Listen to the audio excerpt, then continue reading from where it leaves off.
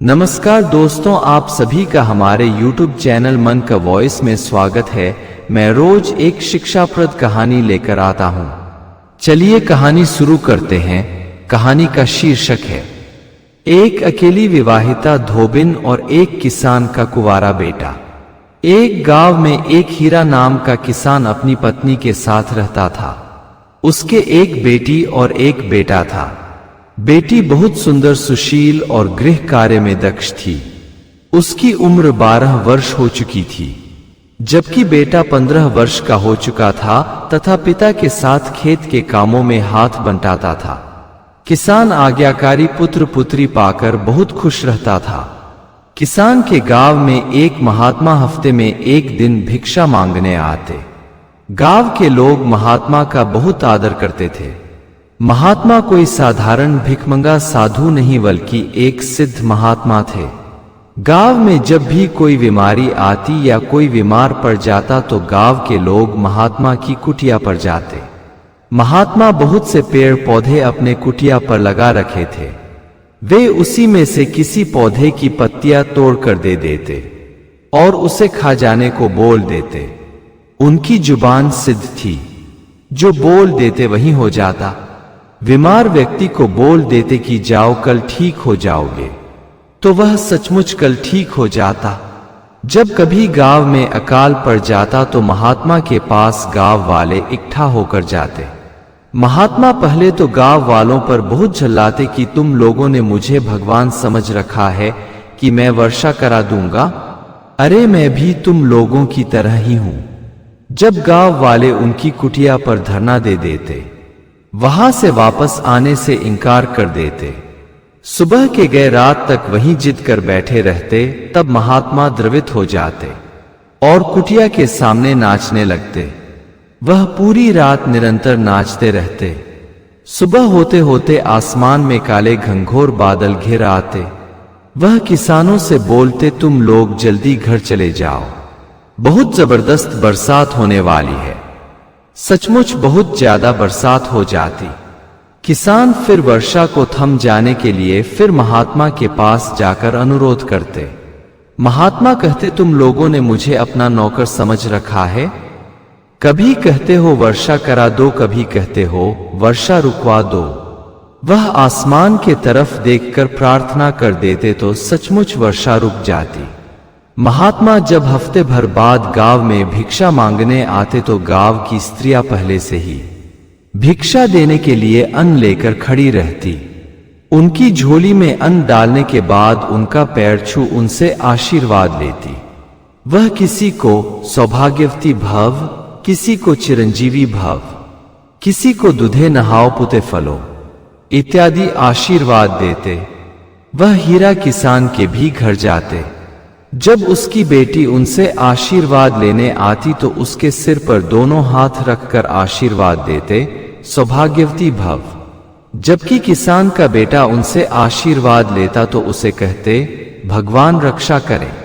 यह बात किसान की पत्नी सुनती मगर उसके समझ में कुछ नहीं आता। एक दिन वह महात्मा से पूछ बैठी, बाबा आप बेटी को तो आशीर्वाद दे देते हो, परंतु बेटे को भगवान रक्षा करें ऐसा क्यों बोलते हो?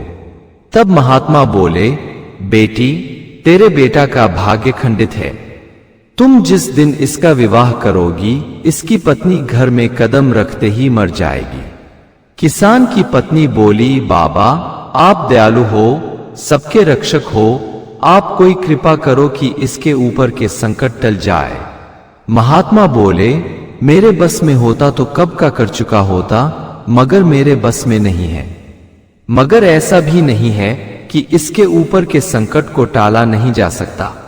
बगल के गांव में नन्हकू नाम का धोबी रहता है। उसकी पत्नी पतिव्रता है।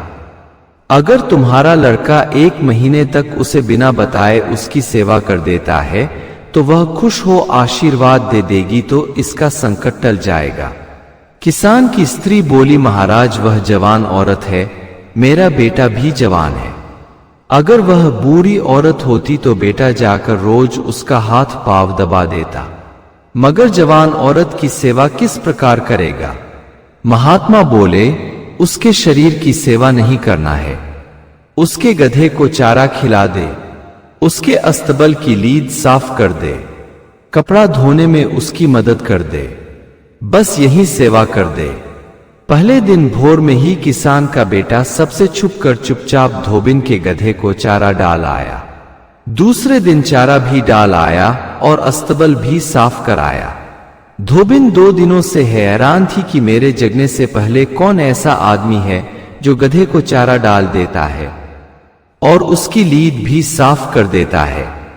तीसरे दिन जब घाट पर कपड़ा धो रही थी, वह नौजवान उससे बिना कुछ कहे उसके कपड़े धोने में मदद करने लगा। वह समझ गई यही वह आदमी है जो गधे को चारा खिला देता है और लीद साफ कर देता है।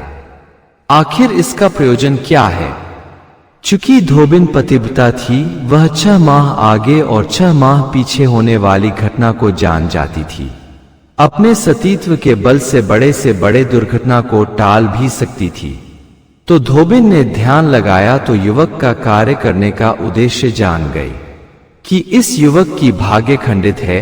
यह अपने जीवन में पत्नी का सुख नहीं पाएगा, मगर वह खुद चाहेगी तो उसके दुर्भाग्य को सौभाग्य में बदल सकती है। वह नवयुवक से बोली, तुम इस तरह से मेरी मदद करोगे तो मुझे बदनाम करा दोगे। माना कि तुम्हारा उद्देश्य निर्मल है, मगर लोगों की नजरें निर्मल नहीं है। वह तो चांद को भी दागदार समझते हैं। हमारी मदद करोगे तो यह किसी को राश नहीं आएगा।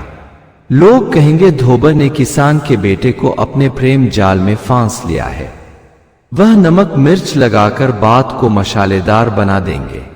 मेरा तो जीना मुश्किल हो जाएगा। हो सकता है इन अफवाहों को सुन धोबी भी सच मान ले और मुझे घर से निकाल दे। तुम मुझ पर कृपा करो और यहां से चले जाओ।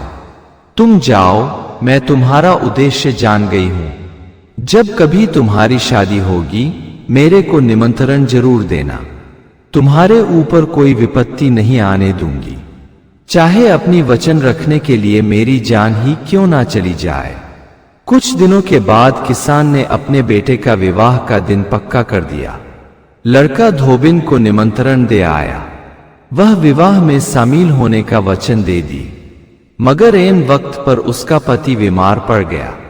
वह दुविधा में पड़ गई कि पति की देखभाल करूं कि किसान की बहू को डोली से अपने हाथों उतारूं।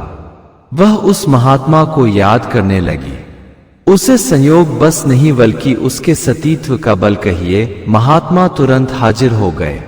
वह धोबन को डांटते हुए बोले, तुम अभी तक यही हो। अरे अपने वचन की लाज रखो, नहीं तो अनर्थ हो जाएगा। जाओ, तुम्हारे पति को कुछ नहीं होगा।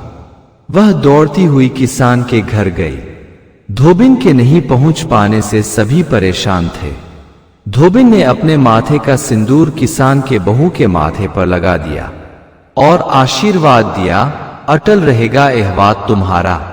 वह अपने हाथों बहू को डोली से उतार घर में प्रवेश कराए। इस प्रकार धोबिन की कृपा से किसान के घर आने वाली विपत्ति टल गई। आज भी कहीं कहीं हमारे हिंदू समाज में धोबिन से आशीर्वाद लेने की परंपरा कायम है। माना जाता है कि धोबिन से आशीर्वाद ले लेने से बहू का सुहाग अचल हो जाता है। अगर आपको हमारी कहानी अच्छी लगी हो तो हमारे चैनल को सब्सक्राइब करें, लाइक करें और कमेंट बॉक्स में राधे राधे जरूर लिखें। आपसे पुनः मिलते हैं एक नई वीडियो के साथ। तब तक के लिए आपको और आपके पूरे परिवार को राधे राधे।